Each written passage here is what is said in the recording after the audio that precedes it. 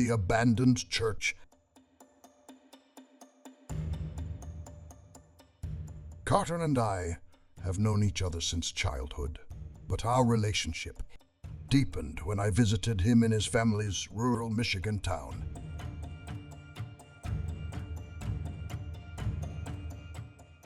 One evening, after a day of off-roading on nearby trails, Carter suggested we explore an abandoned church we had come across. It was located next to a dense cornfield, its presence eerie against the setting sun.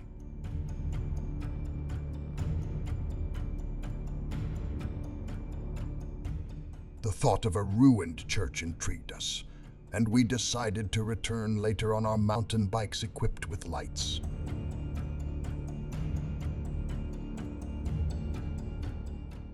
As night fell, the church took on a more somber appearance. Tall grass and tangled vines obscured our bikes, and we moved stealthily toward the building.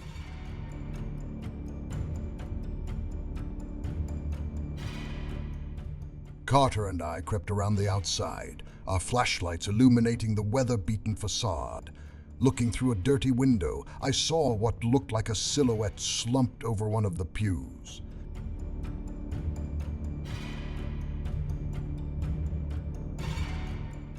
Its stillness was unsettling. At first I thought it was... Carter was skeptical, thinking it might be a homeless person.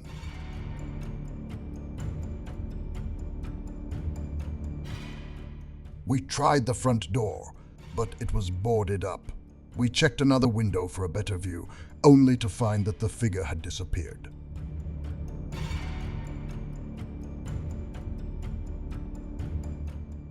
My heart raced as we realized that the figure wasn't just a figment of our imagination. Standing on the other side of the window, looking straight at us, was a man with an uneasy look in his eyes. He was no ordinary man. His presence was terrifying.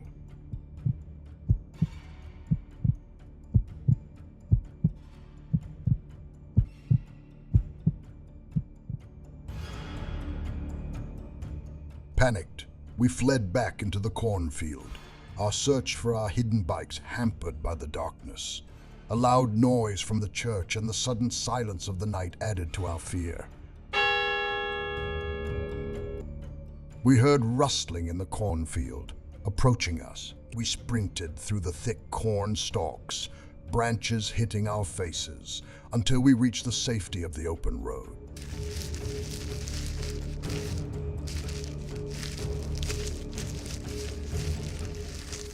Carter's father picked us up, clearly distraught by our harrowing story. We returned with him the next day to retrieve our bikes, only to find the same figure lingering by the church window. Carter's father's reaction, confusion mixed with fear, added to the terror of the night.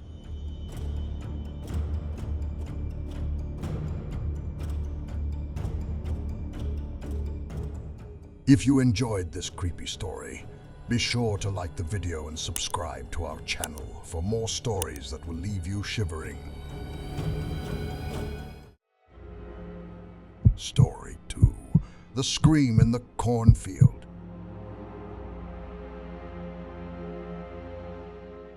I had always found solace in the isolation of the farm where I lived with my brother and his wife. When they were away on a short trip, I was alone, managing the farm during the off-season.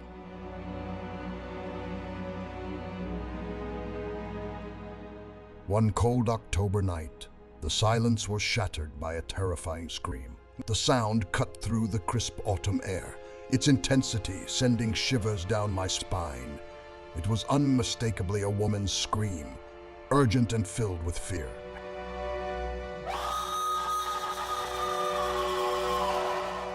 Grabbing my rifle, I stepped outside into the cool night, the house windows open to let the breeze blow through.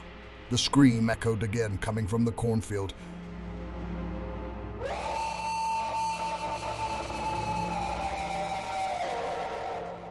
My heart pounded as I fired a warning shot into the air, hoping to scare off troublemakers or attract help.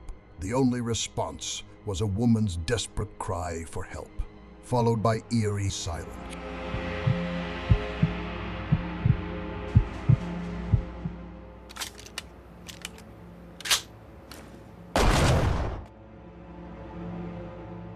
I turned on all the outdoor lights and called 911, my voice shaking as I described the chilling situation.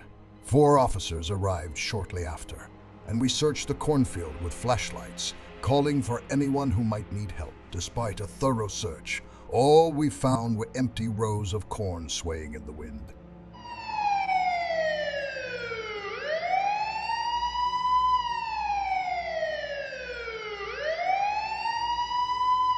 The officers advised me to call them back if I heard anything suspicious. I went back inside, feeling anxious. Later, as I tried to sleep, the creaking of the floor woke me. I realized that the downstairs window was still open, and that the house was not as safe as I thought.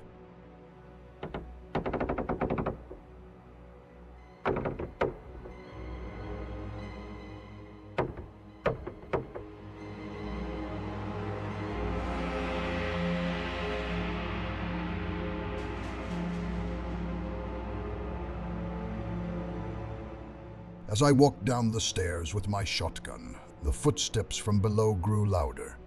I saw a tall, thin figure at the bottom of the stairs, and in a moment of terror, I yelled for him to stop.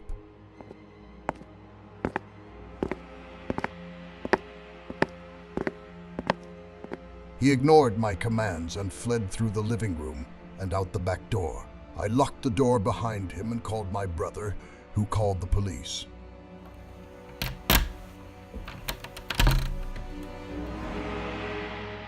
The police conducted another search, but there was no sign of the intruder. A few days later, while I was harvesting, I found a woman's shoe in the field.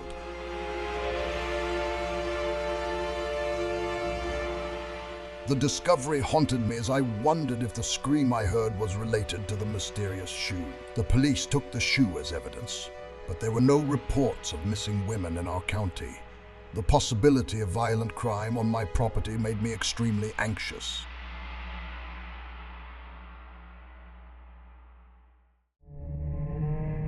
Story 3. A creepy encounter in a cornfield. My family's vacation home in Hollywood, South Carolina, was a modest trailer, but it held cherished memories for my brothers and I.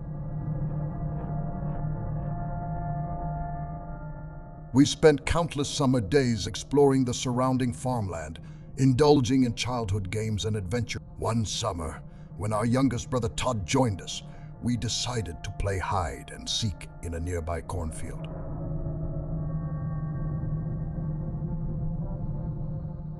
The cornfield, which surrounded an old, uninhabited house, always seemed to loom with an ominous presence. It was light when we began playing, but as the sun dipped below the horizon, the field grew darker, more somber.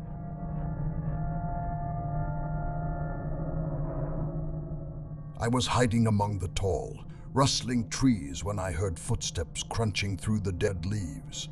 Someone was in the field with me.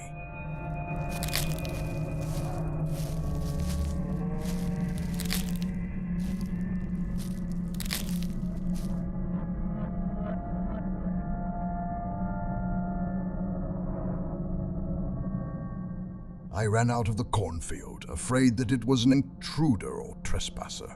I turned back to my brothers, only to find that none of them had been in the field with me.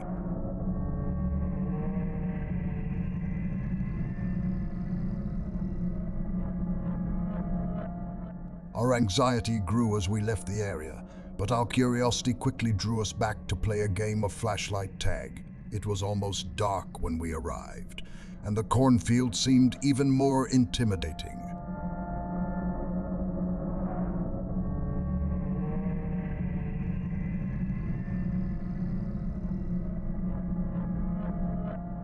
As I searched for my hiding siblings, I turned off my flashlight to avoid giving away my location. When I finally turned on the light in the cornfield, I saw a blurry figure running away from the light.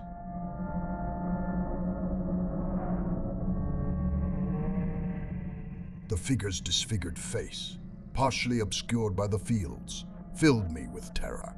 I heard a cold voice ask, "Can I play with you guys?"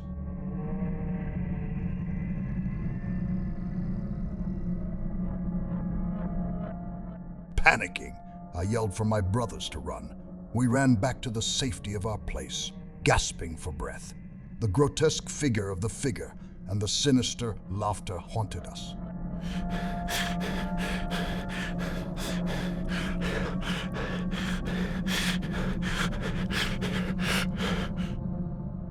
We never returned to that place, and the memory of the deformed man remains a terrifying reminder of our childhood adventures. Story 4. The Whispering Woods.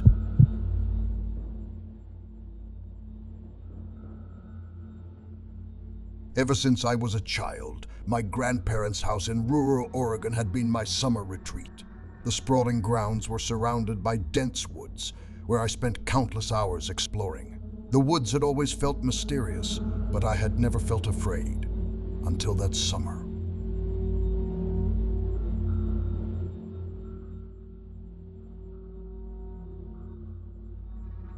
I had returned home for a visit after years away at college.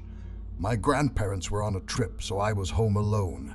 It was late August, and the air smelled of pine and earth. I enjoyed the solitude, often wandering into the woods to escape the pressures of academic life.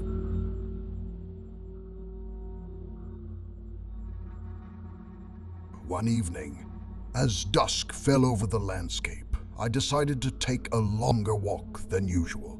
The woods seemed denser than I remembered, the tall trees forming a canopy that blocked out most of the fading light.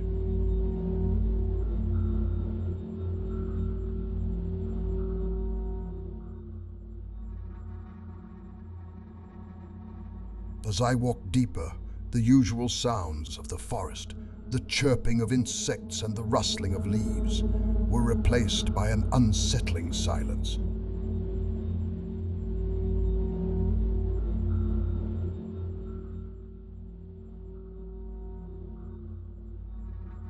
I carried a flashlight, its light cutting through the spreading darkness. As I walked, I began to hear faint whispers.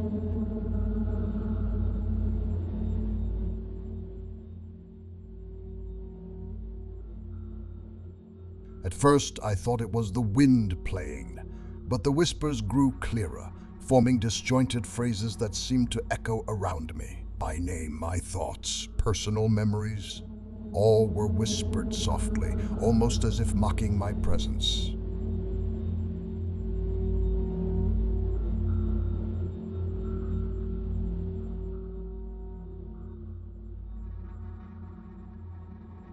I paused, trying to determine the source of the whispers.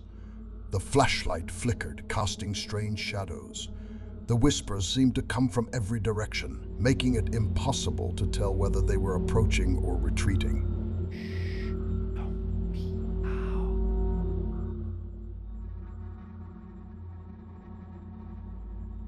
I felt a chill run down my spine as the whispers grew louder, blending into one continuous whisper.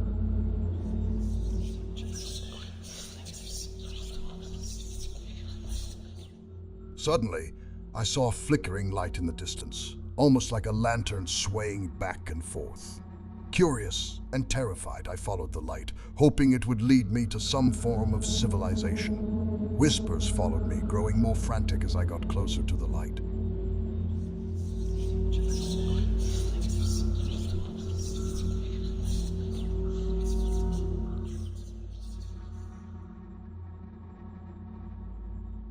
The light led me to a small clearing where an old abandoned cabin stood. The cabin was dilapidated, the wooden walls sagging and the windows shattered.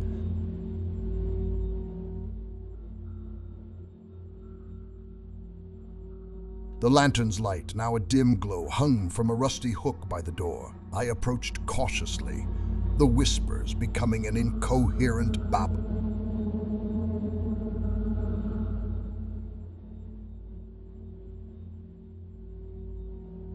Inside the cabin, the air was musty and thick with the smell of decay. I shined my flashlight around, revealing old furniture covered in dust and cobwebs.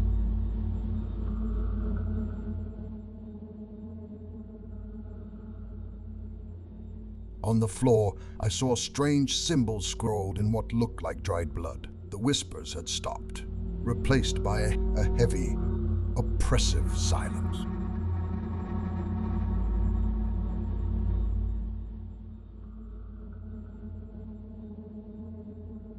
I turned to leave, but the door slammed shut with a deafening thud. Panic set in as I struggled against the door, my flashlight flashing wildly.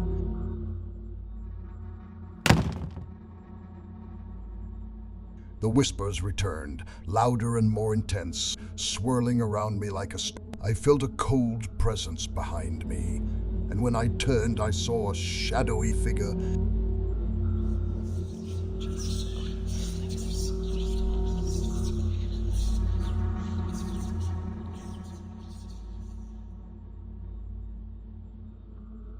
The figure was indistinct, a dark shape with no discernible features, but its presence was terrifying.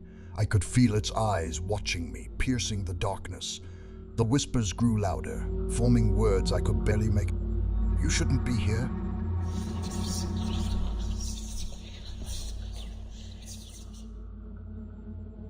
In a panic of utter terror, I forced the door open and stumbled outside. The whispers and shadowy figures pursued me, but as I ran through the woods, the sounds gradually faded. I didn't stop until I reached the safety of the house.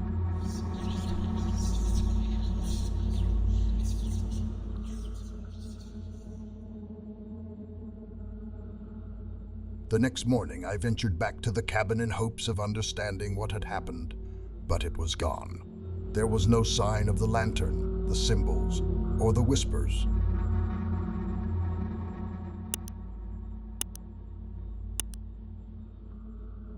The clearing was empty, and the woods seemed to have returned to their normal state. I never returned to those woods again.